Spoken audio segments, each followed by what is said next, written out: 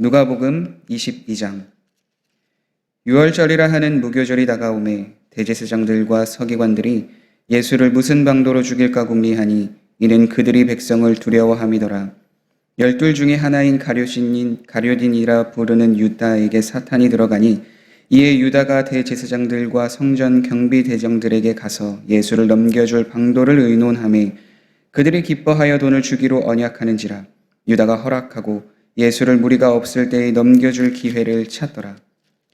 유월절 양을 잡을 무교절 날이 이른지라. 예수께서 베드로와 요한을 보내시며 이르시되 가서 우리를 위하여 유월절을 준비하여 우리로 먹게 하라.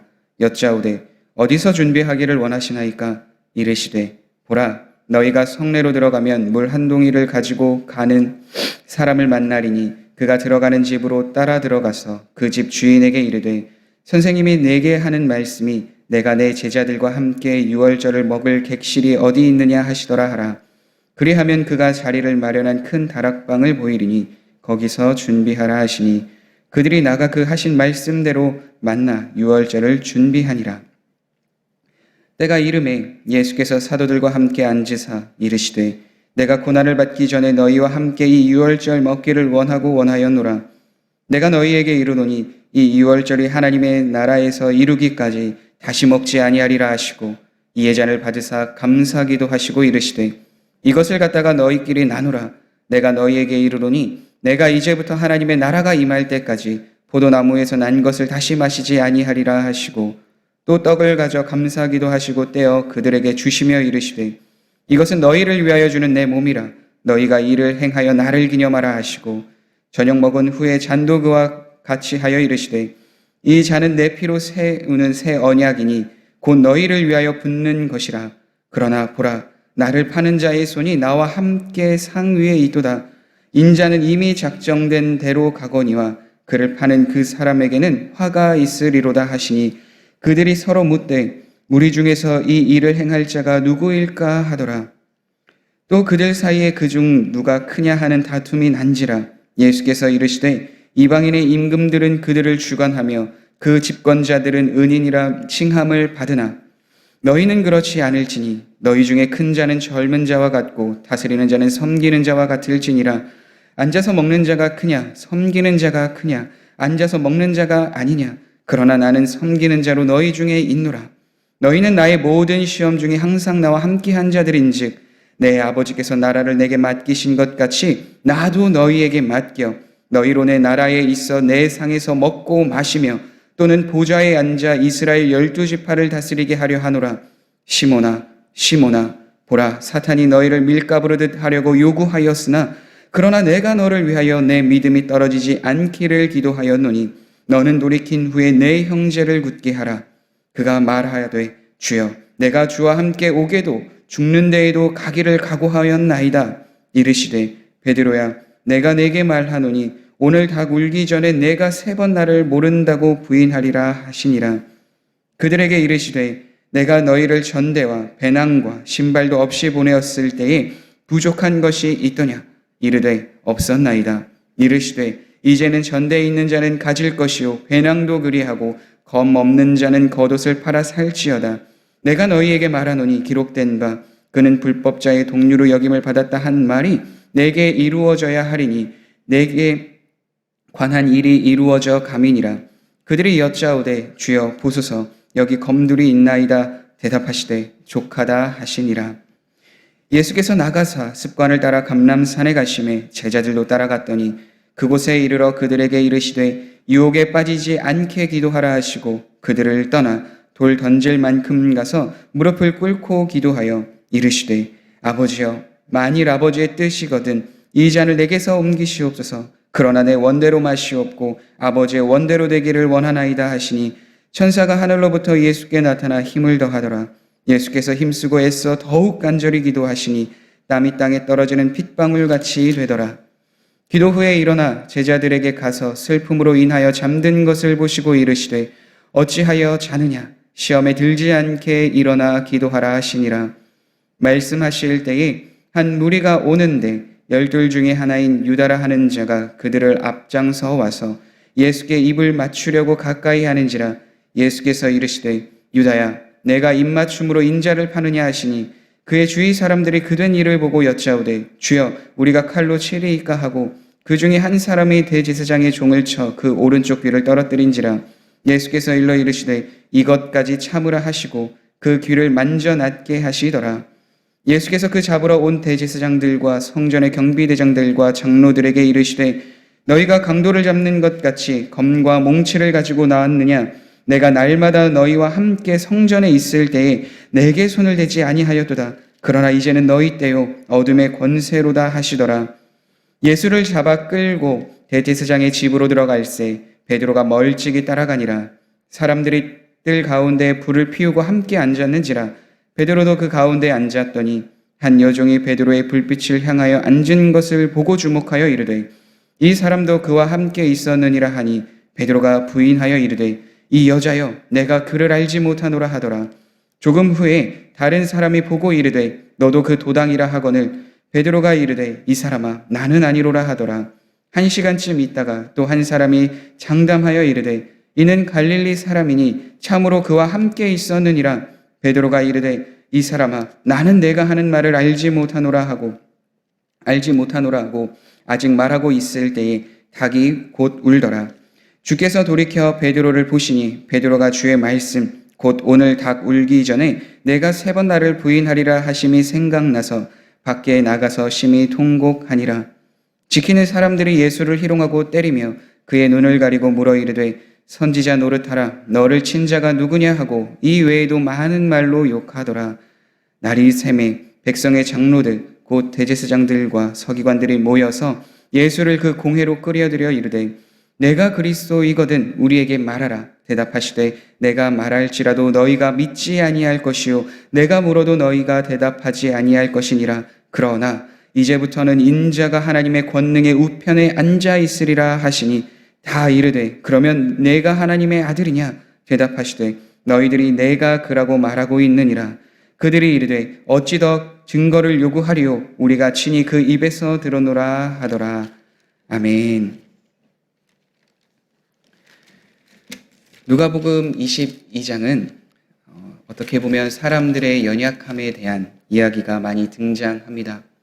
예수님을 팔아 넘겼던 유다, 그리고 예수님이 마지막 만찬 때에서 하신 말씀에서 제자들은 그 말씀의 뜻을 이해하지 못하고 누가 크냐 서로 다툼을 하였으며 심지어 예수님을 가장 사랑한다라고 고백하였던 베드로는 닭 울기 전 3번 내가 나를 부인하리라 말씀하여 주신 그 예수님의 말과 같이 예수님을 부인하게 되는 그 일들도 오늘 본문에서 보게 됩니다.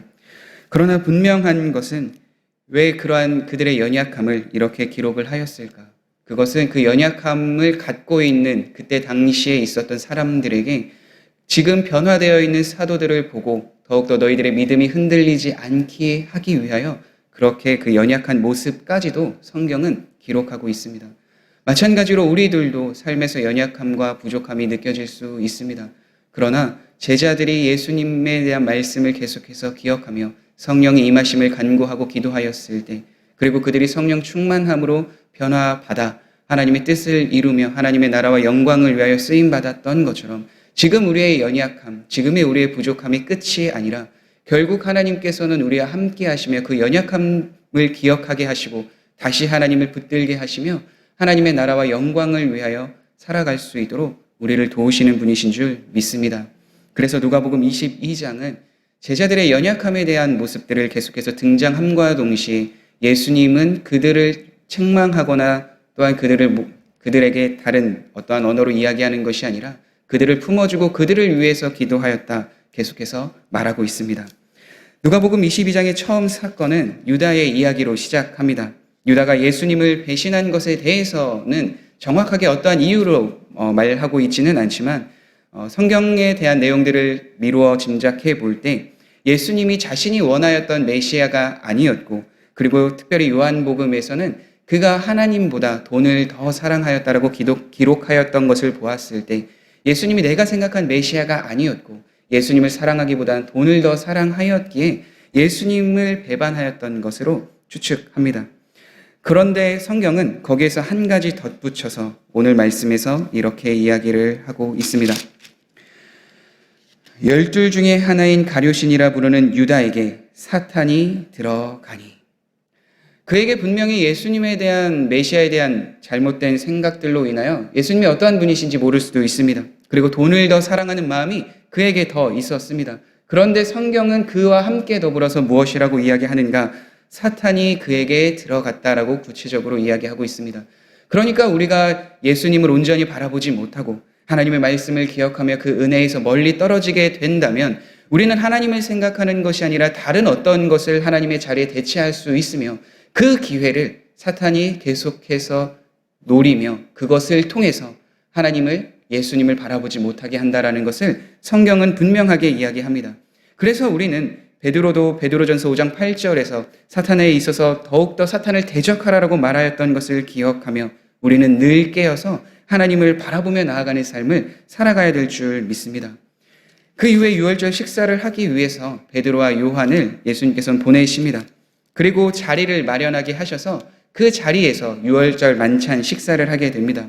유월절은 하나님께서 이스라엘 백성을 구원하여 주신 그 날을 기념하는 것입니다.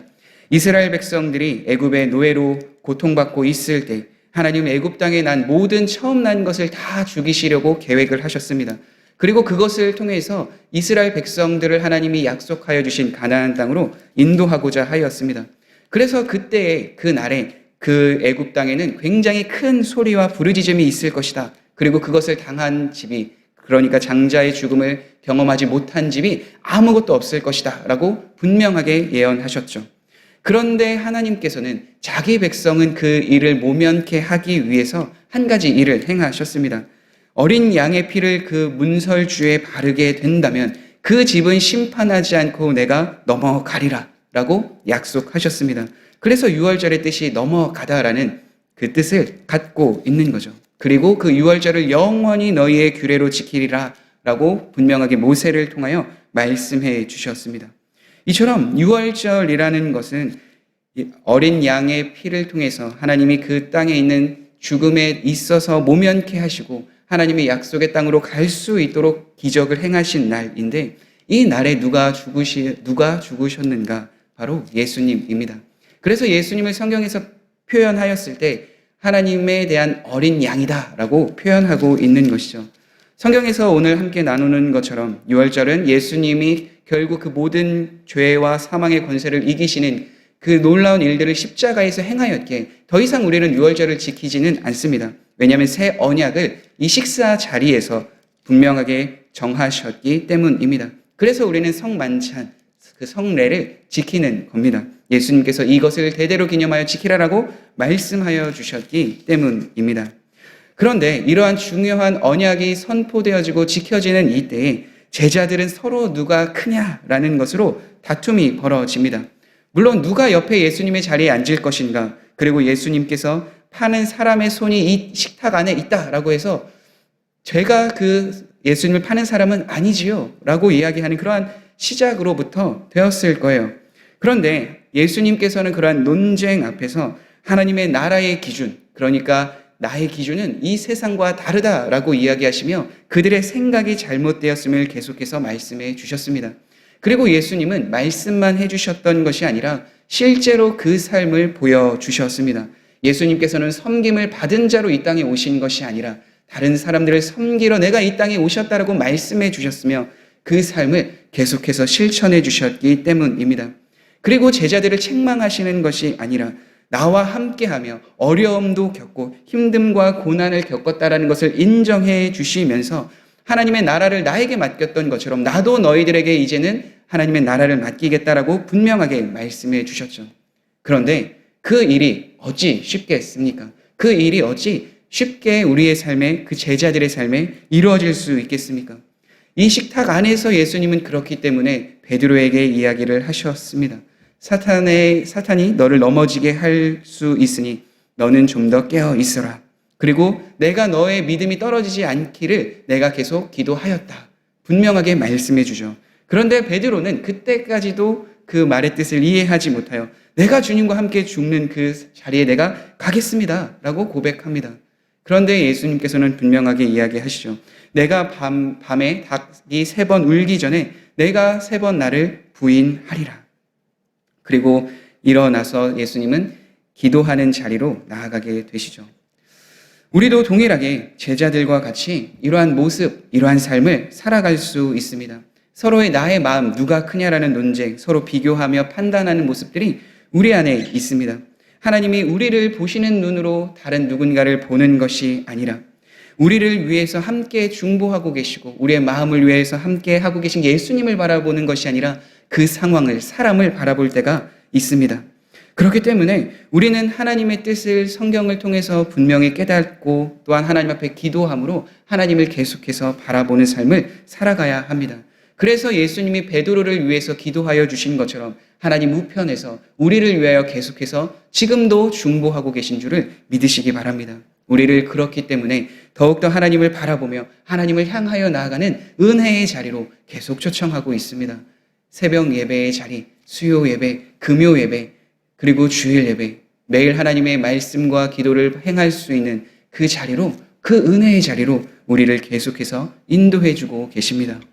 예수님은 습관에 따라 감람산에 가셔서 기도하셨다 성경은 기록하고 있습니다. 그리고 여기서 유혹에 빠지지 않도록 제자들에게 계속해서 권면하며 말씀해주고 계시죠. 그리고 기도하는 삶을 그치지 않고 계속해서 하시는 모습을 성경은 기록하고 있습니다. 연약할 때, 부족할 때, 힘이 없을 때, 그렇기 때문에 우리는 예수님이 행하셨던 본을 기억하며 기도의 자리로, 말씀의 자리로 나아가야 될 줄 믿습니다. 우리를 다시 일어나게 하시는 분, 우리에게 다시 힘과 능력을 주시는 분이 바로 예수님이시기 때문입니다. 예수님을 통해서 우리는 제자들의 변화되는 삶을 살아갔던 것처럼 우리도 동일하게 그 삶을 살아갈 수 있는 자리로 나아갈 수 있게 됩니다. 예수님이 기도를 마치셨을 때 대제사장들과 성전의 경비대장들 그리고 장로들과 함께 유다가 찾아옵니다. 그리고 유다가 입맞춤으로 예수님을 팔려고 할 때 베드로는 칼을 딱 빼어들여서 제사자 그 예수님께 찾아오는 그 한 사람의 오른쪽 귀를 떨어뜨리게 되죠. 그리고 예수님께서는 그 떨어뜨린 귀를 그 종에게 붙여주시며 원수를 사랑할 수 있는 그런 마음조차 너희들이 품어야 한다라고 분명하게 말씀해주고 있습니다. 예수님이 끌려가셨을 때 모든 제자들은 다 흩어졌지만 딱 2명의 제자만 예수님을 쫓아 나아갑니다. 바로 베드로와 요한입니다. 예수님의 말씀대로 예수님의 신문이 있었던 그 공회의 자리에서 베드로는 예수님을 3번 부인하게 됩니다. 그리고 성경에서는 이렇게 기록을 합니다. 그 모습을 예수님이 바라보셨다. 예수님께서 베드로를 바라보신 이유는 어떠한 그 모습으로 인해서 책망하거나 질책하거나 하려고 하신 것이 아니죠. 내가 너를 위하여 믿음이 떨어지지 않기를 기도하였다라는 그것을 생각나게 하시려고 다시 예수님을 바라보며 나아갈 수 있도록 은혜를 주시려고 베드로가 그것을 깨닫게 하기 위해서 바라보셨다라고 그 신약의 학자는 기록을 하고 있습니다. 예수님께서는 그날 밤 제자들은 다 떠나고 베드로가 3번 부인하였던 그 날 온갖 희롱을 당하시고 심지어 심한 매질도 당하시며 자신의 정체성에 대한 질문을 계속해서 질문받게 됩니다. 그리고 예수님은 자신이 하나님의 아들이라 분명하게 선포하시며 오늘의 말씀은 마무리가 됩니다. 사랑하는 성도 여러분, 그렇게 우리는 늘 어떠한 환경과 자리에 있더라도 예수님을 바라보며 살아가야 되는 줄 믿습니다. 예수님께서 베드로에게 말씀하여 주셨던 것처럼 그의 실수와 연약함도 결국엔 형제의 믿음을 다시 세울 수 있는 것으로 변화시켜 주시고 바꾸어 주셨던 것처럼 우리의 연약함과 부족함을 통해서 하나님이 또 예수님이 우리를 변화시켜 주시고 또한 그 은혜의 자리로 나아가게 하셔서 그 은혜를 드러나게 하시고 하나님의 영광과 나라에 대한 증거를 하게 하실 줄 믿습니다. 이 말씀을 기억하고 하나님 앞에 기도하는 인생, 그 삶이 너무나도 복된 삶인 줄 믿습니다. 우리는 연약합니다. 제자들처럼 예수님을 배반하고자 하는 죄된 본성이 우리에게 늘 있습니다. 그러나 그 안에서 성령님을 구하고 하나님 앞에 나아가는 삶, 특히 기도의 자리에 나아가 예수님을 신뢰하며 바라보며 나아갈 때 우리는 제자들과 같은 연약함에서 다시 하나님께 쓰임받았던 그 변화된 제자들의 삶을 살아가게 될 줄 믿습니다. 수많은 시험이 우리에게 있어도 믿음을 잃어버리지 않을 수 있도록 늘 깨어 기도하는 성도님들이 되길 간절히 소망합니다. 우리 함께 기도하겠습니다. 그렇습니다. 우리는 부족하고 연약합니다. 가룟 유다처럼, 제자들처럼 예수님의 말씀에 따라 살아가지 못할 때도 있습니다. 예수님이 주신 그 말씀도 깨닫지 못하여 내 마음과 생각이 앞서서 살아갈 때가 있습니다. 그러나 우리의 연약함을 아시고 말할 수 없는 탄식으로 기도하고 계신 성령님이 계시고 지금도 하나님 우편에 앉아 계셔서 우리를 위하여 중보하고 계신 예수님이 있으심을 확신합니다. 그래서 더 기도하며 더 주님을 바라보며 나아가는 우리의 삶이 되게 하여 주옵소서. 우리가 연약함을 가지고 계속해서 살아가는 것이 아니라 이 연약함을 통하여 일하시는 하나님, 연약함을 변화시켜 주셔서 하나님의 나라와 영광을 위하여 쓰임받게 하시는 하나님의 은혜를 바라보며 늘 깨어서 말씀과 기도로 주님 앞에 나아가는 우리의 삶이 되게 하여 주옵소서. 예수님의 이름으로 기도드립니다. 아멘.